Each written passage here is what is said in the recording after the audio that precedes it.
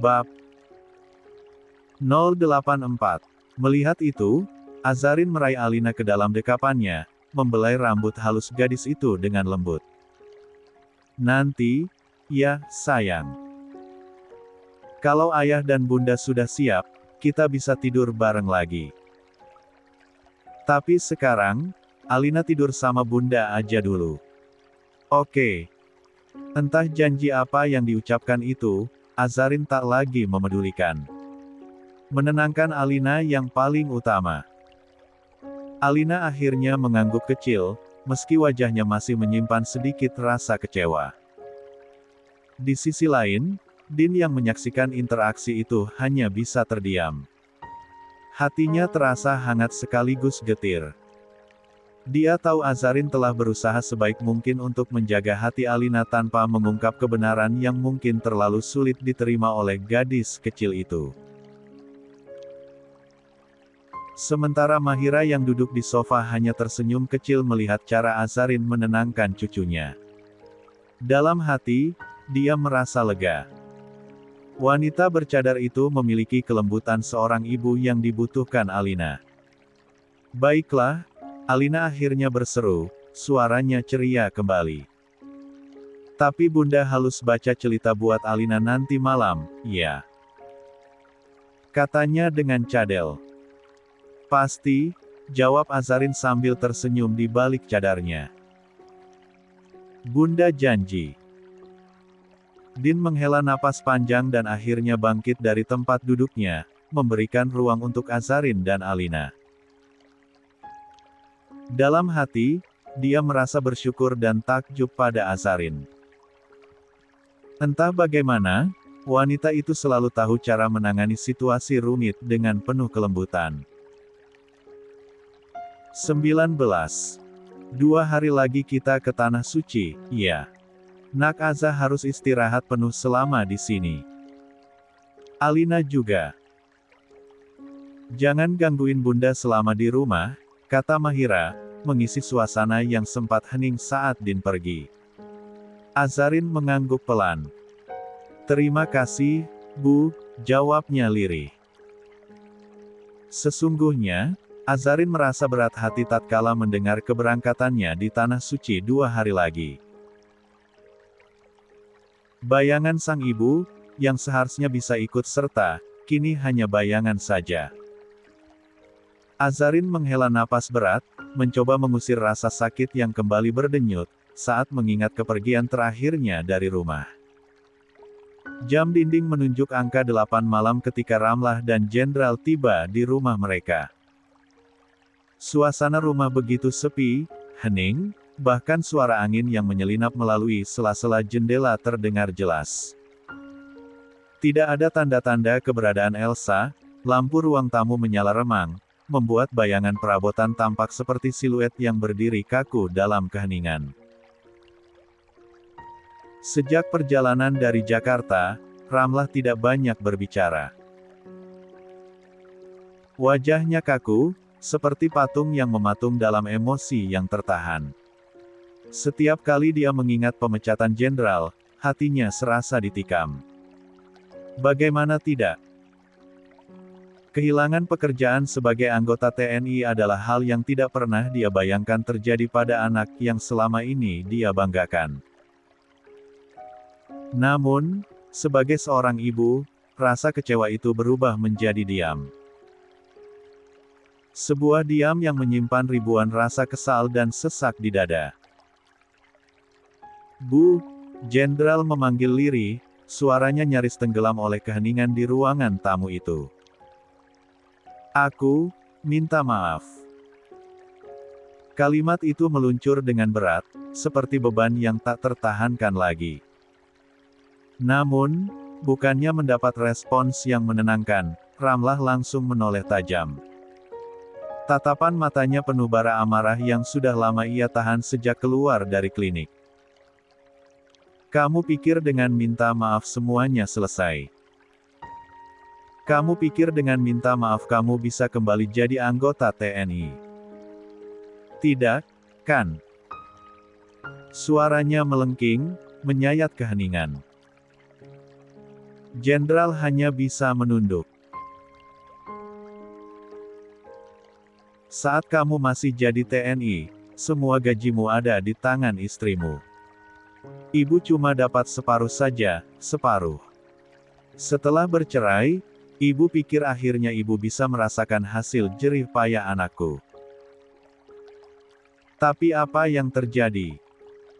Adikmu harus bayar sekolah pakai air mata, harus mengemis-ngemis ke istrimu dulu untuk dapat bantuan. Sekarang, kamu kehilangan pekerjaan. Kamu lumpuh. Istrimu Alea, terbaring tak berdaya di rumah sakit, juga tanpa pekerjaan. Kamu pikir kita ini hidup dari apa sekarang? Kamu ini tidak berguna, Jenderal. Hidupmu berantakan. Kata-kata Ramlah menghunjam Jenderal seperti belati. Tak ada satupun kalimat yang bisa dia lontarkan sebagai pembelaan. Semuanya benar. Dia hanyalah seorang lelaki yang kehilangan segalanya, pekerjaan, harga diri, bahkan keluarganya. Bu, aku. Diam. Bentak Ramlah, air matanya mulai membasahi wajahnya yang tegang. Kamu tahu, betapa ibu dan ayahmu dulu mati-matian agar kamu bisa jadi TNI. Ayahmu banting tulang. Setiap ada yang ibu inginkan, ibu lebih memilih sisihkan semua uang hanya untukmu. Ibu bangga saat akhirnya kamu bisa mencapai itu. Tapi apa sekarang? Hancur. Semuanya hancur karena kebodohanmu. Kamu bahkan tidak bisa mempertahankan pekerjaan itu. Jenderal mengatupkan rahangnya erat-erat, mencoba menahan gejolak di dalam dadanya. Tetapi amarah Ramlah belum selesai. Dan semuanya itu, gara-gara perempuan itu. Gara-gara Azarin. Suaranya memekik penuh kebencian. Dia yang menghancurkan hidupmu. Kalau dia tidak buat masalah, mungkin semuanya tidak akan seperti ini. Dia 20. Yang membuat semuanya berantakan. Dia penyebab dari semua ini. Mendengar nama Azarin disebut, tubuh Jenderal tegang. Dia tahu ibunya pasti akan menyalahkan Azarin atas semua yang terjadi. Bu, Azarin tidak salah, ucapnya pelan, tapi cukup untuk membuat Ramlah berhenti berbicara sejenak. Apa? Semua ini bukan salah dia. Aku yang salah. Aku gagal mempertahankan semuanya. Aku yang salah, Bu, suara Jenderal pecah di akhir kalimatnya. Kalau mau marah, marahlah padaku. Jangan pada dia. Jangan membela perempuan itu, Jenderal. Dia sudah menghancurkan hidup kita, hidupmu. Seru Ramlah, suaranya menggema di ruang tamu yang hening. Matanya menatap putranya tajam, seakan menuntut pembenaran atas amarahnya yang memuncak. Astaghfirullahalazim, Bu. Jenderal akhirnya tak bisa lagi menahan diri. Tangannya mengepal erat di atas pangkuannya, matanya memerah menahan emosi. Bisakah ibu berhenti menyerang Asa? Ramlah terkejut mendengar nada tinggi putranya, tetapi hal itu tak membuatnya surut. Kenapa? Karena dia perempuan yang baik menurutmu. Perempuan yang membuat suami dan kakaknya kehilangan pekerjaan, kehilangan anak. Perempuan itu. Cukup, Bu. Potong Jenderal, suaranya bergetar. Aza tidak seperti yang ibu pikirkan. Saat aku bersamanya, hidup kita baik-baik saja. Ibu tidak pernah sekalipun kekurangan, tidak pernah sampai mengemis-ngemis seperti yang ibu bilang. Aza selalu memastikan semuanya cukup, untuk kita semua. Tapi ibu hanya melihat kesalahan kecilnya, tidak pernah kebaikannya. Ucapan Jenderal menusuk tajam, membuat Ramlah terdiam beberapa detik. Namun, Alih-alih mereda, emosi perempuan parubaya itu malah semakin membuncah. Dan apa hasilnya sekarang, Jenderal? Kamu kehilangan pekerjaan. Andai saja kamu dengar apa kata ibu, buat menggugat lebih dulu. Tapi, kamu tetap kekeh dengan kebodohanem. Ramlah mengusap dadanya, mencoba mengatur napasnya yang mulai tersengal. Sudah cukup. Ibu tidak ingin lagi memikirkan semua ini. Hidup kita sudah cukup berantakan. Suaranya sedikit gemetar, tetapi penuh ketegasan. Lebih baik sekarang kamu ke Sukabumi. Jangan datang dulu, sebelum hati ibu ikhlas. Ujar Ramlah tanpa perasaan. Ibu mengusirku. Suara Jenderal bergetar, matanya pun memerah. Jangan kembali ke rumah ini, sebelum kamu dapat pekerjaan yang baik. Ibu tidak mau menampung kamu dan Alea yang tidak punya pekerjaan. Tegasnya. Ramlah menghela napas panjang, kemudian berbalik meninggalkan ruang tamu. Pintu kamarnya tertutup dengan suara yang sedikit membanting, meninggalkan keheningan yang begitu mencekam. Dalam kesendirian itu, air mata Jenderal akhirnya jatuh. Tanpa suara, tanpa isakan, hanya aliran yang tak terbendung dari matanya yang menyesakkan dada. 21. Cukup lama Jenderal terpaku di ruangan tamu seorang diri. Dia pun sempat tergugup pilu, sebelum akhirnya memaksakan dirinya menuju kamar, mengganti baju TNI yang masih melekat di tubuhnya, sementara celana dia biarkan terpasang, dikarenakan untuk mengganti celana butuh bantuan. Jenderal memakai jaket tebal, sebelum akhirnya dia memutuskan keluar. Namun, baru saja dia keluar dari kamar, dia dikejutkan dengan keberadaan Ramlah di depan pintu kamarnya sendiri. Entah baru keluar, atau memang menunggunya. Jenderal terdiam, menatap sendu sebagai permohonan maaf, tetapi Ramlah refleks membuang muka. Tunggulah sampai subuh kalau mau pergi, ujar Ramlah dingin. Dia pun berbalik memegang gagang pintu kamar hendak melangkah masuk, tetapi tiba-tiba terhenti dengan suara Jenderal. Tidak perlu, Bu. Malam ini juga aku akan keluar dari rumah ini. Jenderal menelan air liurnya, agar suara bergetarnya terdengar samar. Mumpung ibu di sini. Aku ingin berterima kasih sudah melahirkan aku. Tapi aku juga minta maaf, karena belum bisa menjadi anak yang seperti ibu inginkan. Setelah berkata, Jenderal menarik napas panjang, dan diembuskan perlahan. Udara di paru-parunya seakan mulai menipis. Sekali lagi, maafkan aku, Bu, ucap Jenderal pelan. Kemudian mendorong kursi rodanya mendekati Ramlah. Diraih tangan tua sang ibu, dan dicium dengan taksim. Cukup lama, seolah ini menjadi terakhir kalinya dia menghirup aroma tangan sang ibu. Maaf, gumamnya terbata-bata. Dengan tangan gemetar, dia mendorong kursi rodanya meninggalkan keheningan itu. Ramlah pun, masih di posisinya, mencoba mempertahankan egonya. Malam sudah larut, udara dingin menembus di jaket kulit Jenderal. Sejak kursi rodanya keluar dari teras, dia sudah disambut dengan rintik hujan. Jenderal memaksakan dirinya keluar dari rumah, tangan gemetar mendorong roda kursi yang terasa berat bukan karena bebannya, tetapi karena hatinya yang remuk redam. Namun, baru saja sampai di pagar, laju rodanya terhenti. Jenderal memutar tubuhnya perlahan, menatap rumah yang dulu menjadi saksi bisu dia lahir hingga besar, kembali dia memejamkan mata, membiarkan rintik hujan mulai berjatuhan di wajahnya. Rumah itu, kini terasa asing, bahkan seolah tidak mengharapkan dia kembali lagi. "Maaf, Bu," gumamnya dengan suara parau. Dadanya berdenyut sakit, seperti ada lubang besar yang tidak bisa ditutup. Jenderal menarik napas panjang, mencoba menenangkan diri.